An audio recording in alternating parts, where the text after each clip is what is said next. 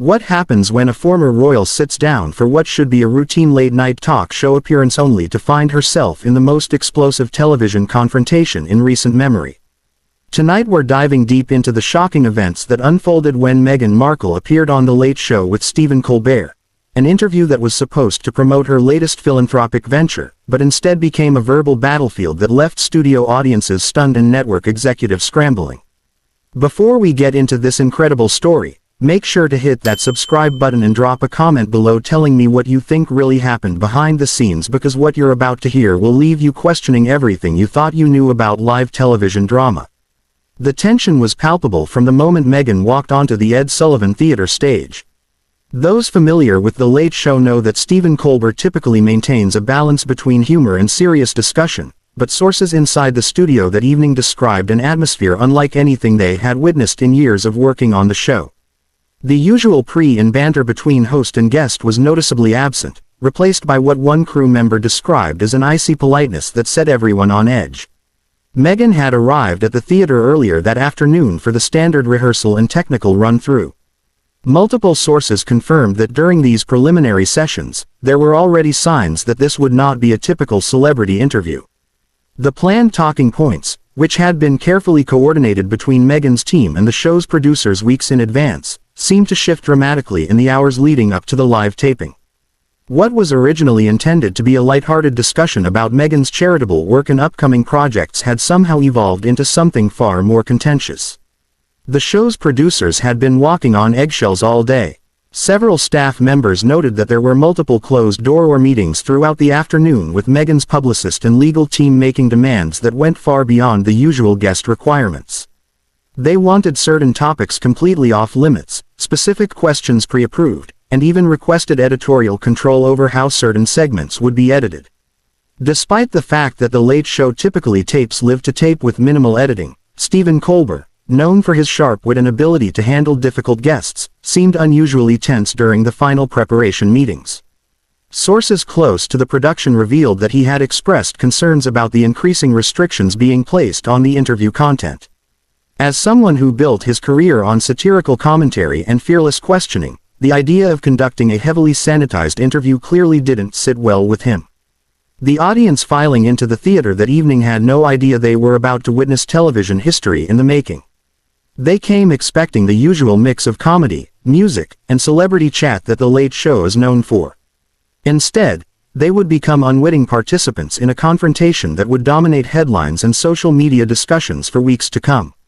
As the show's familiar theme music played, and Stephen took his position behind the iconic desk, there was an undercurrent of electricity in the studio that even the most casual observer couldn't ignore. The warm-up comedian had done his usual routine to energize the crowd, but several audience members later reported that something felt different, though they couldn't quite put their finger on what it was. When Stephen began his opening monologue, he seemed to be going through the motions, hitting his usual marks and delivering his prepared jokes with professional precision. But those who knew him well could detect a subtle change in his demeanor. There was an edge to his humor that seemed sharper than usual, and his transitions between topics felt more abrupt than his typically smooth delivery. The first segment proceeded normally enough, with Stephen covering the day's political news with his characteristic blend of insight and comedy. The audience responded as expected, laughing at the appropriate moments and applauding when prompted. But as the show moved toward the guest interview segment, the atmosphere in the studio began to shift perceptibly. Behind the scenes, final preparations were being made for Meghan's entrance. Her team had insisted on several last-minute changes to the set arrangement, moving chairs to specific positions, and adjusting lighting in ways that struck the technical crew as unusual and unnecessarily complicated. These modifications delayed the show's progression and created additional tension among the production staff, who were already dealing with an unusually high-stress situation. The stage manager's voice could be heard through headsets coordinating the complex logistics that had evolved around what should have been a straightforward celebrity interview. Camera operators were receiving modified instructions. Sound engineers were making adjustments to accommodate the new seating arrangement, and the show's director was clearly working overtime to manage all the moving pieces that had been thrown into motion by the day's developments. As Stephen prepared to introduce his guest, there was a moment of unusual silence in the studio. The typical energy that builds before a celebrity entrance seemed muted, replaced by something that felt more like anticipation mixed with apprehension. Even the audience seemed to sense that something significant was about to unfold, though they had no way of knowing just how dramatic the next hour would become.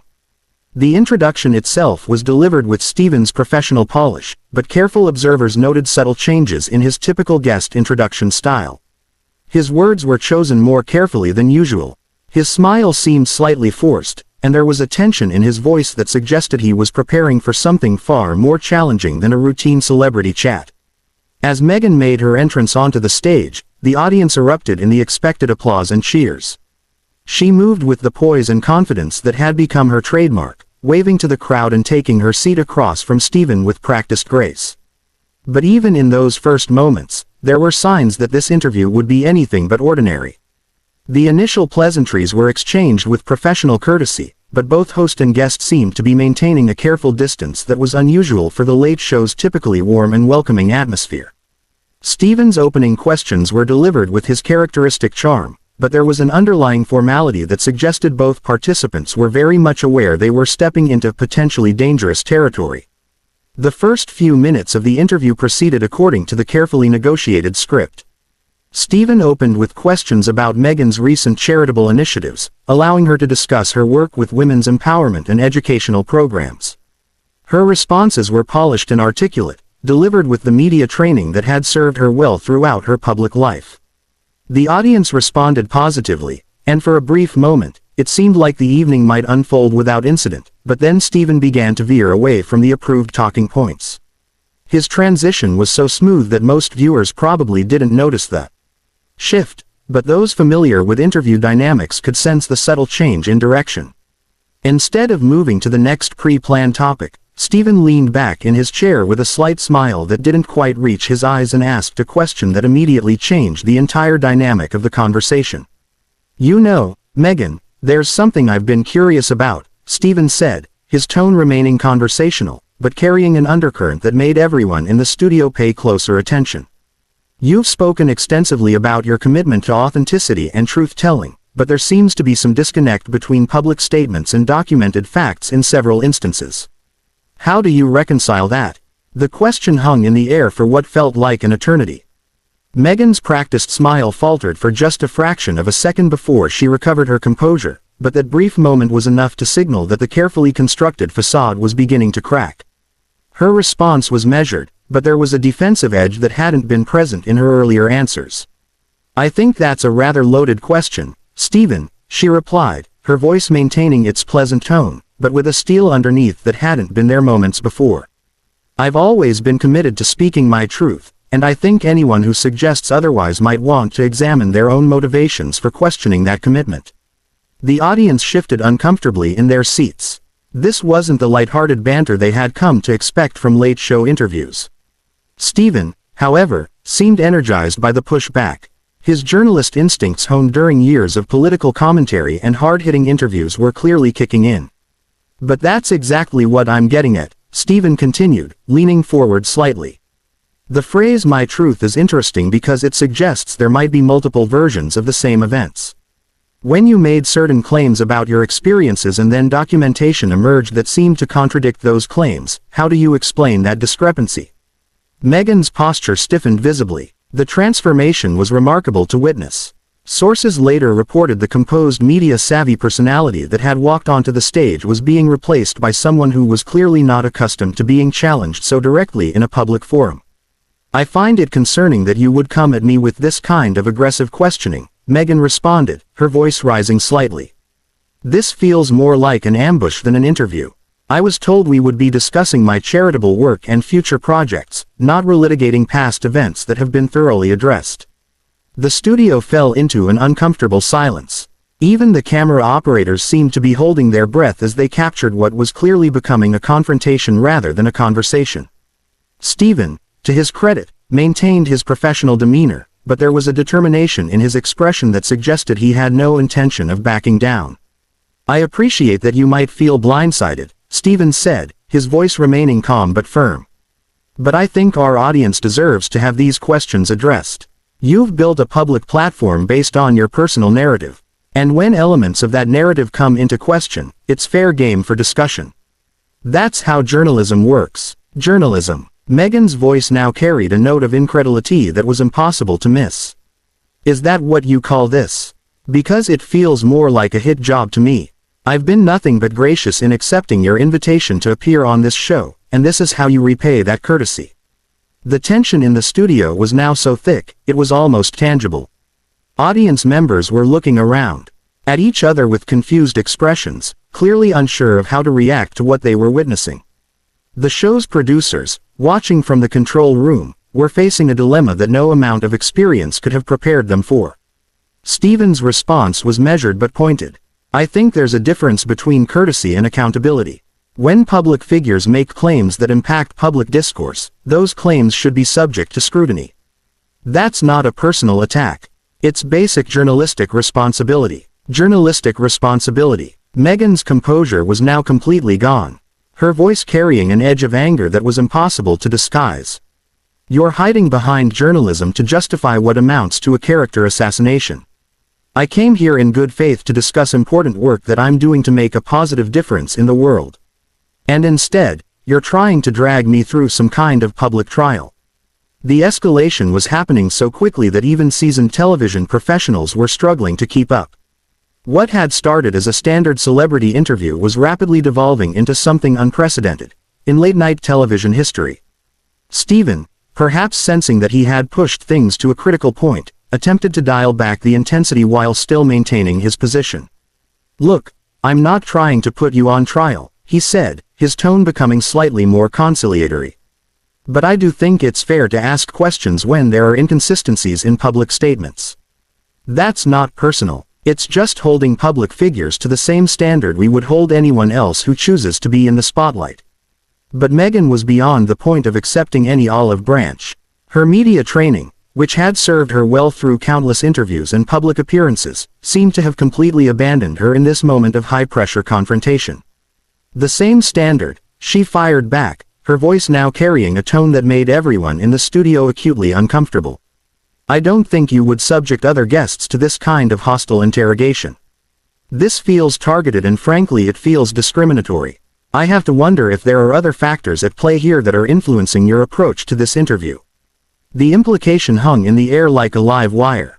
Stephen's expression hardened and for the first time in the interview, his professional mask slipped slightly.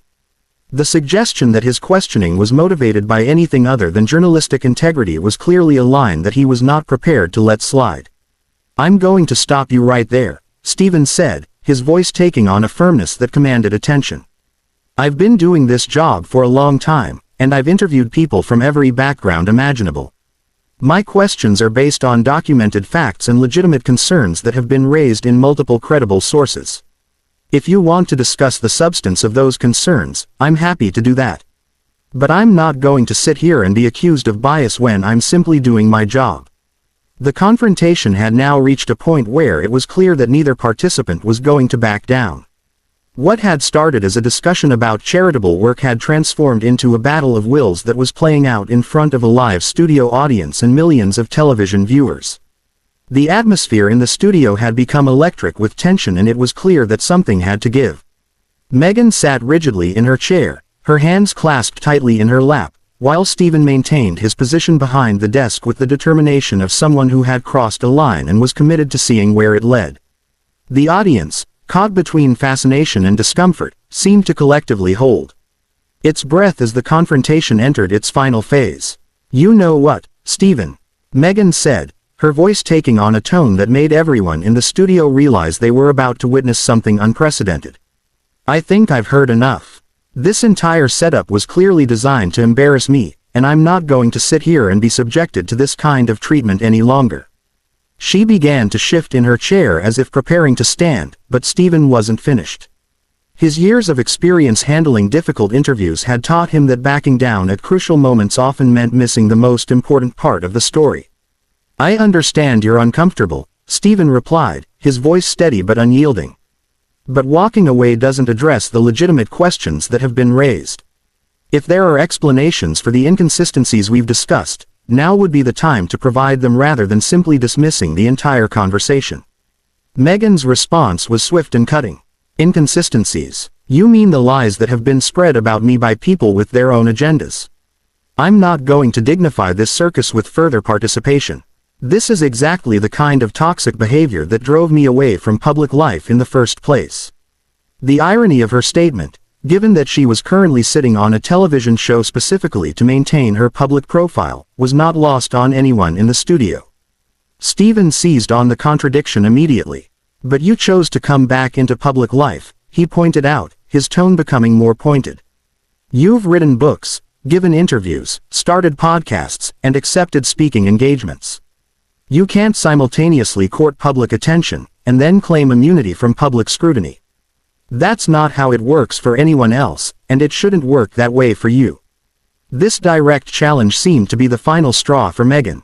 Her carefully maintained composure completely evaporated, and what emerged was raw anger that shocked everyone present. How dare you, she said, her voice rising to a level that made several audience members visibly uncomfortable. You have no idea what I've been through, what my family has endured, and the price we've paid for simply trying to live our lives with dignity. This attack on me is not just unprofessional. It's cruel and it's personal. Stephen's response was measured, but firm.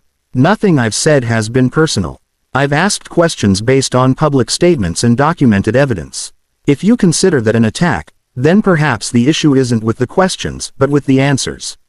The exchange had reached a point where it was clear that resolution was impossible. Both participants had staked out positions from which neither was willing to retreat, and the confrontation was spiraling beyond anything that could be contained within the normal boundaries of television discourse. Meghan stood up abruptly, her movement so sudden that it startled the camera operators who had to quickly adjust their shots to follow her. I'm done with this, she announced, her voice carrying clearly through the studio, despite the absence of her lapel microphone. This is not what I agreed to, and I will not be a party to this kind of character assassination disguised as journalism. The studio fell into stunned silence. In decades of television production, most of the crew had never witnessed a guest simply walk out of a live interview. The logistics alone were staggering. The audience was confused and agitated, and the show's producers were facing a crisis that had no precedent in their experience. Stephen, to his credit, attempted to manage the situation professionally. Meghan, I understand you're upset, but I think if we could just take a breath and continue this conversation in a more constructive way. But Meghan was beyond negotiation. There is no constructive way to continue this, she interrupted, her voice carrying throughout the studio as she began to move toward the edge of the set.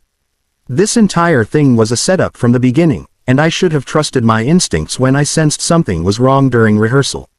Her movement toward the exit triggered a flurry of activity behind the scenes. The show's stage manager was speaking urgently into his headset, trying to coordinate with the control room about how to handle the unprecedented situation. Camera operators were receiving conflicting instructions about whether to follow Meghan's exit or focus on Stephen's reaction. Stephen made one final attempt to salvage the interview. If you have concerns about the questions or the format, we can address those, he said, speaking directly to Meghan, even as she continued to move away from the interview area. But walking away doesn't solve anything, and it certainly doesn't address the issues we've been discussing. Meghan paused at the edge of the set and turned back to face him. Her expression a mixture of anger and what appeared to be genuine hurt. The only issue here is your apparent belief that you have the right to put me through this kind of public humiliation. I came here as a courtesy and this is how you've chosen to treat that courtesy. What happened next would become the most talked about moment in late-night television history. Instead of simply leaving the set, Meghan addressed the studio audience directly, her voice carrying the trained projection of someone accustomed to public speaking.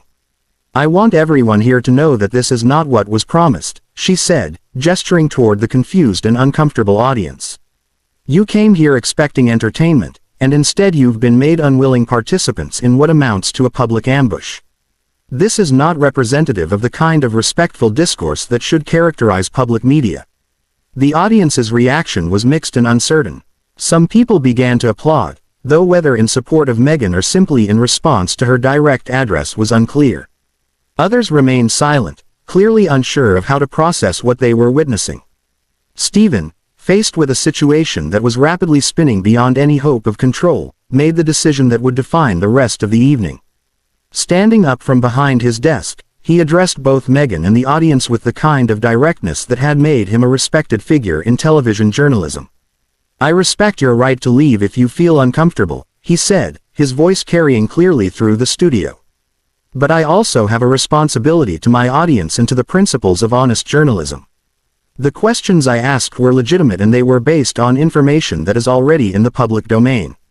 If that makes you uncomfortable, I understand, but I won't apologize for doing my job." This final statement seemed to crystallize the entire confrontation into a single moment of absolute clarity. Meghan, now clearly committed to her exit, delivered her parting words with the kind of dramatic finality that would ensure this moment would be replayed endlessly on social media and news programs. "Your job," she said, her voice carrying a note of disdain that made everyone in the studio WSE. "If this is what you call journalism, then journalism is dead. I came here in good faith and I'm leaving with my integrity intact, which is more than I can say for this show." With that, she walked off the set, leaving behind a studio full of stunned audience members, bewildered crew members, and one very determined talk show host who had just presided over the most explosive interview in late-night television history. The aftermath in the studio was unlike anything anyone present had ever experienced. Stephen, left alone at his desk with cameras still rolling and an audience that didn't know whether to laugh, applaud, or simply sit in shocked silence, had to make split-second decisions about how to proceed with the remainder of the show. What you've just heard is the complete account of one of the most dramatic confrontations in television history, a clash between two strong-willed personalities that escalated beyond anything either participant could have anticipated. The reverberations from this explosive interview would continue for weeks, but the raw drama of that evening in the Ed Sullivan Theatre will be remembered as a defining moment in both careers. Make sure to subscribe to the channel for more incredible behind-the-scenes stories like this one. And drop a comment below telling me what you think was the real turning point in this confrontation. Was it Stephen's decision to go off script? Or was Meghan's reaction more dramatic than the situation warranted?